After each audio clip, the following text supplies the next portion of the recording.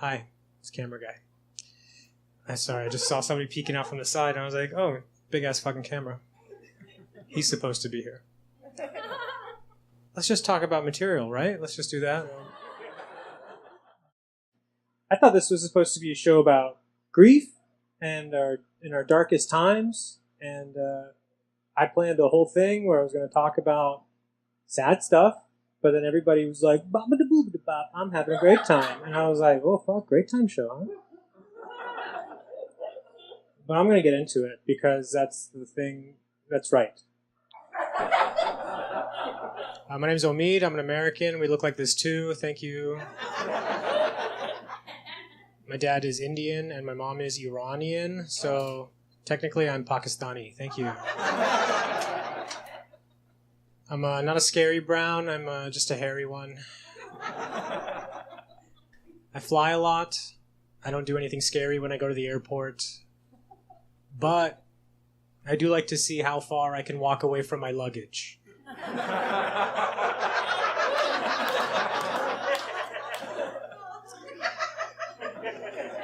My record right now, 2 terminals.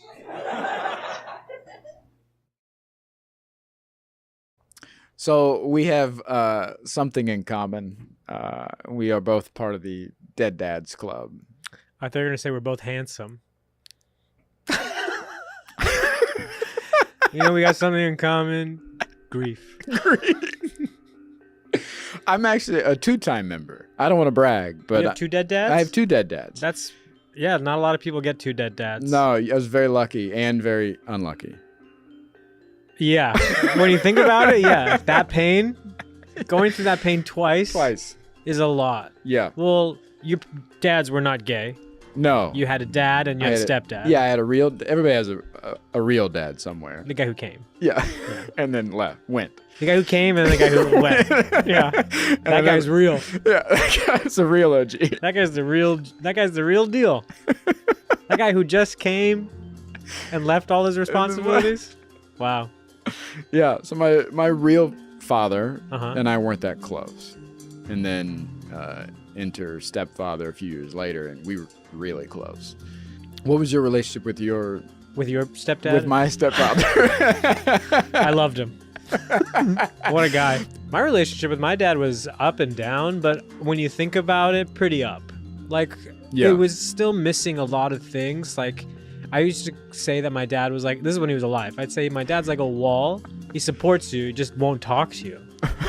Like, that's how I saw him. He was just this figure who took care of everything, but also never really wanted to talk about more than just like the top level stuff. I mean, he just was very on the surface about it. I feel like that's a very common dad trait. I feel like a lot of people complain about that. 9 out of 10 dads, I would say, are like that. I'm having a weird one today. Let me be honest with you. I lost my dad 4 years ago on this day at a supermarket. He went down one aisle. I went down another aisle. After 20 minutes, couldn't find him. Never saw him again. He actually passed away at his house in India, and I was in the Edinburgh Fringe Festival at the time, and I got a phone call saying that he passed, and then I had to go to India immediately. I had to drop what I was doing, which was just a show, not a huge deal, and I had to go to India because that's a much bigger deal. And he was there, and he passed away, and it was a heart attack. Not a big deal. Super big deal, actually. I don't know why I just said that.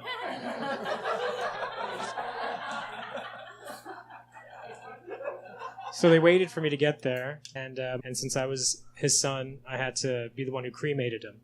And it's not like a Western one where you just pop somebody in a microwave and then they're done. This was... I don't know if they got it out of Game of Thrones or if it was just trending at the time. Like, it was straight out of Game of Thrones. We had to set him up on a pyre, and then I had to walk around him with this piece of wood on fire. And then this guy was like, say some words before you light your dad on fire. And I just decided to go with the first word I could think of, which at the time was Dracarys. And I had to see him in India. Like, they put you in this like cooler, No joke. Like a glass cooler. So my dad's in this glass cooler in the living room, basically embalmed like in his mouth and stuff like that. And he's just laying there. And I see him. That's the first time I see him since he dropped me off at the airport so I could go to Edinburgh. Like, wow. That was it. And I saw him and I came down on my knees and I cried. I cried so much that I literally just walked about like 20 feet into our living room and just passed out on the other side. Like I hadn't slept in so long and I was able to sleep for like 4 or 5 hours. And then somebody woke me up and was like, have some tea. And I had some tea. And then boom, like everyone's coming over. Ceremony is going to start. Like, let's open this box. Let's undress him. Let's wash him. Let's put him on a wooden board. Let's tie him to the wooden board. Let's put him in the fucking car that doesn't fit a body. Like all these stupid things were happening. But the thing that everybody did was they all touched their heart. Anybody who saw my dad in the car with me holding him in knew that he had passed. And in India, it's like customary to just touch your heart. So I had this view of, while we were driving, of just watching all these random Indian people touch their hearts. And that was really a blessing. Like it was really beautiful to see that, because it showed that you don't need to know somebody to understand that someone's in pain. You can feel it. You can feel somebody's pain pretty quickly just by seeing it. It was a lot. Like that day, there was a lot there. There was a ton. My dad left me his clothing company. That's where I get all of my material from.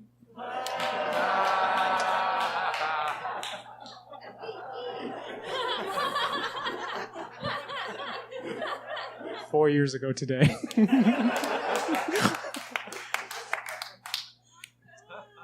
People were coming up to me at the funeral, people that he worked with, being like, hey, did you know your dad owes me $30,000?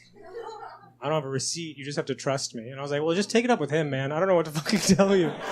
I was in Edinburgh 6 hours ago.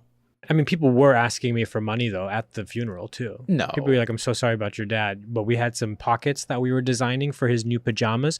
Do you want them to have Velcro, or would you like a real button? I was like, I don't know why you're talking to me right now. I really have no clue why you're saying words to me right now.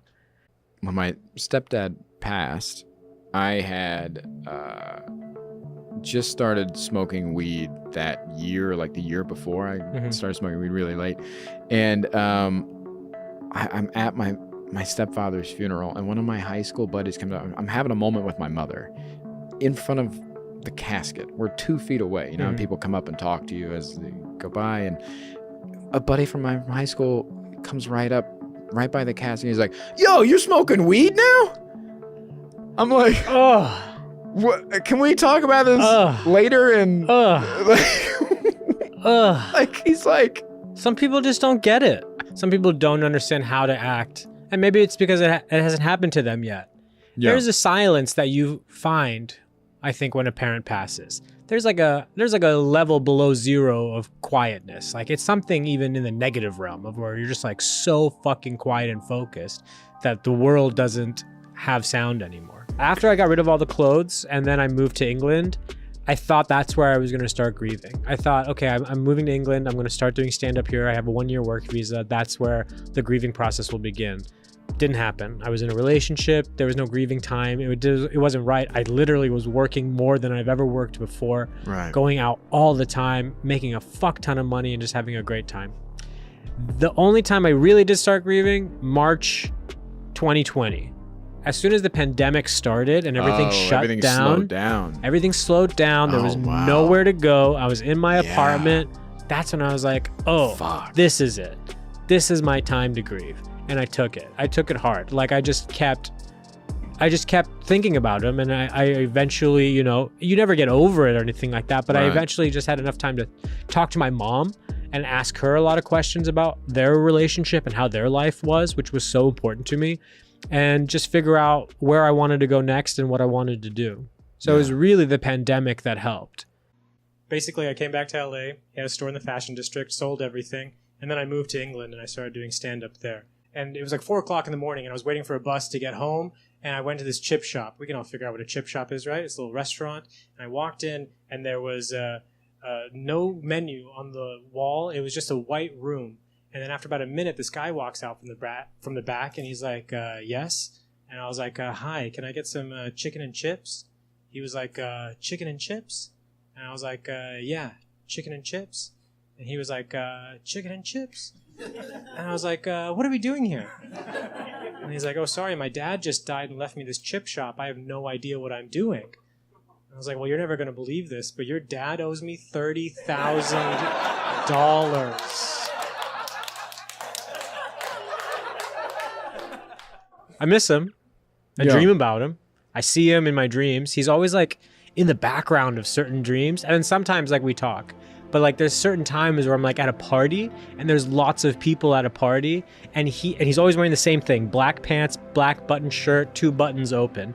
And it's always that. Always that. The first time I saw him in a dream, I had to go down like this Cave of Wonders style set staircase into an 80s style living room where it was my dad, my grandmother, 2 or 3 other relatives that I recognized but didn't know very well. They're watching an 80s style television with like the big butt. My dad gets up off the couch, walks right over to me and says, "What are you doing here?" And then I wake up.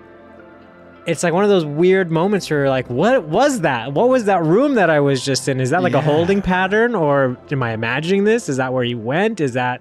What is that? So I wonder what that is. If it's just your subconscious, just like... I think it's some connection too to the other realm and energy. It has to do more than just yourself. There's definitely a connection. If it was just yourself, you'd be able to control it and you'd be able to see these people anytime you wanted to. Right, yeah. But I think at some point these dreams are based on certain things opening up. Certain, let's not use the word realms, but realms. Like something that opens up that lets you connect with other people. And that's kind of what happens. There's somebody just put up this phone booth in this, I think it's in somebody's yard even in Japan, where they had built it to talk to their dead relatives. And now it's become like this international thing where people travel, all over the world to come and use this phone. And it's, of course, it's not hooked up to anything or whatever, but they will go out there and they will pick it up and they will just speak to their loved ones who have passed on. And it's... How stupid is that, huh? Right? You dummies, it's not even hooked up. You gotta go to Japan for this? Pick up your phone. You want me to give you a Nokia Sidekick? You can do that on a Sidekick. That shit doesn't work either. Hasn't been plugged in 12 years. Talk to your dead mom. Talk to your dead mom. I got an old Galaxy phone there. Talk to your mom. You don't need to go to Japan. Go to Melrose. You can find a broken phone. A new hustle. You're walking out. Hey, you want to talk to your dead mom? Hey, you want to talk to your grandma? That's so funny. $5 a minute. So stupid. Talk to your dead grandma. What's your dead grandma's name? Victoria? Okay, we get her on the line. We'll get on the Hey, Victoria, your stupid grandson's here. 4 years, man. 4 years. It's not that long. It's just one Summer Olympics when you really think about it. It's just one fucking Tokyo. That's all it's been. And it doesn't get easy. I thought it was going to get easier. The thing that really bugs me is that there's not going to be any new photos of him. That's the one that kills me. Because we live in a fucking generation of post. I got no fucking dad to post about anymore. Which kills me. So I just take pictures of my dick. I don't know why I just said that. That's so stupid. I don't know why. I don't know why I just said that.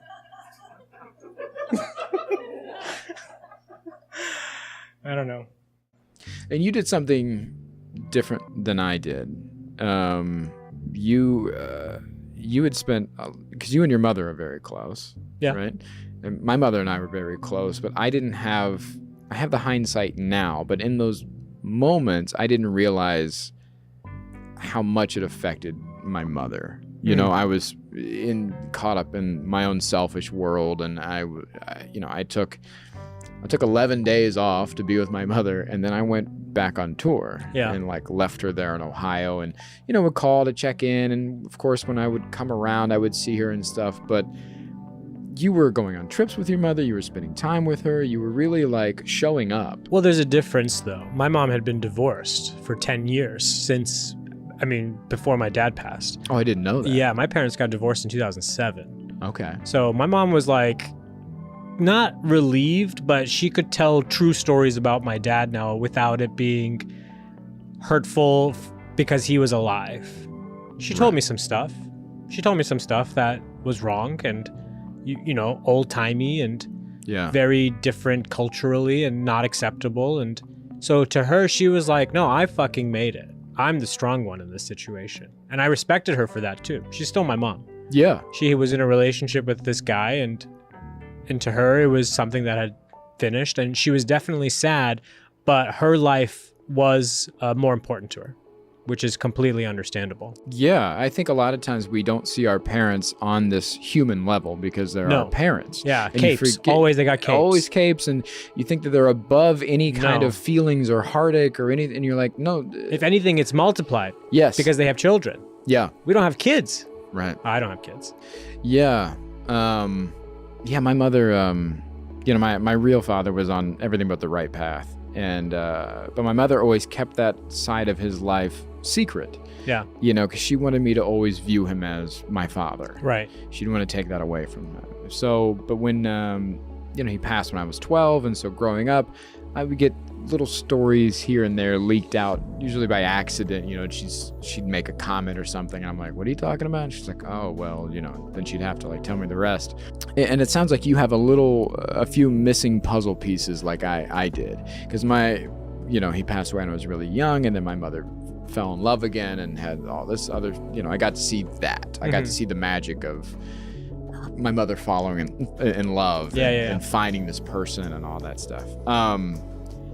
But you have these missing puzzle pieces because your parents were divorced, and so I love that you're now getting a little glimpse in that. And you're able to piece together, because again, this mystery of who are our parents really? Yeah. You didn't ask enough questions. Yeah, definitely did not. I mean, there's families that do ask a lot of questions, and they sit down at dinner and they discuss what's going on. But we took time for granted when growing up. We took time super for granted. Just pick up some food in the kitchen and go back to your room and watch TV. It was that kind of situation where there was no bonding. There was just, we're a family, we're a unit, that's good enough. We're just happy being under this roof together, but we're not growing as much as we should be growing. We're not communicating a lot. Right. So there was that issue as well. I think my dad was just a workaholic. He absolutely wanted to be at work all the time. He loved hustling. He loved making money. And my mom is just a person who people are attracted to. People just flock to her, and she just always has a community around her because of how loving she is. She can become friends with literally anybody. When we go out shopping, she will become friends with the person who's getting her the shoes so she can try them on. Right. They'll trade numbers by the end of the night. I'm like, Mom, why are you trading numbers with the person from the walking store? She's like, I don't know, she was nice. It's just who she is. It's just wild. Relationships are just crazy. Yeah, and especially when you become older and become more of an adult, and you start to see the world in other ways, and you see that other side of your parents, and that begins this whole new relationship with them. And that's the relationship I had with my mother later in life, because we were good friends for the majority of my life, but we were real fucking good friends the older I got. We're close. I mean, I find it hard sometimes to relate, but we're close. I don't know. It's just, maybe I'm just not, I just know I'm not her favorite. That's kind of what it is. It's just it's hard to talk to my mom when I know I'm second. Right. Does that make sense? I've never said these words out loud, but I feel like it's the true reason why I'm always like, Mom, what's going on with us? Oh yeah, I'm second. It makes sense. Oh, you feel that way? Yeah. My sister is married, has a kid. Oh, well, yeah. You're second. I am single comedian. No way. How could I have to be second. The joke used to be, it's my sister's 1, our dog Frosty, miniature Maltese, was 2, 3 and 4 are empty just in case she doesn't want to offend anybody, and then I'll be 5. Before we took him to the crematorium, I guess would be the phrase I'm looking for, which sounds like an ice cream shop, but it's not. Trust me, don't get ice cream from the crematorium. Hi, Joy. Hey. I know Joy. I recognized her laugh, even with the mask. She's a joy. Can we cut that out? So my family, my Indian side of the family, this is a quick thing I think you guys should know.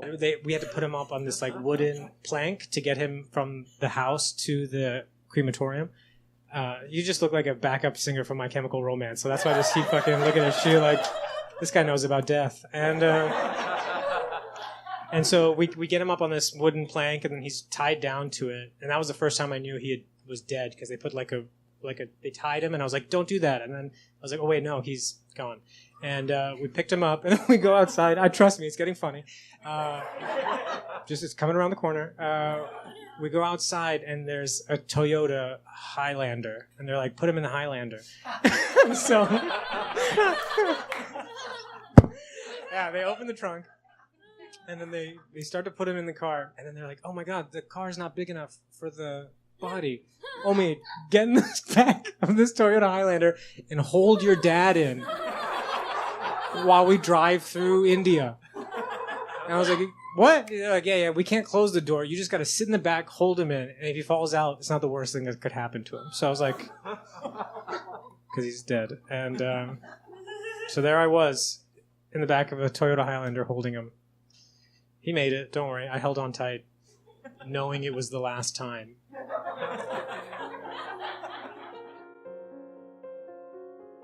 Time will never, ever stop and give you a break. It will continue because it has to. Otherwise, you'll live in the moment of grief. Time is kind of a blessing. Time is sort of the blessing that keeps you going because it doesn't stop. Because if time stopped for everybody's grief, it'd be like year 2. We would make it to right now because everybody always grieves. So that's kind of what I found out, is that your time is, circular. It's going to keep going around and around. And yeah, it's never going to stop. No matter how bad it is, no matter how good it is, it's never going to stop. That's probably the biggest, easiest thing I realized.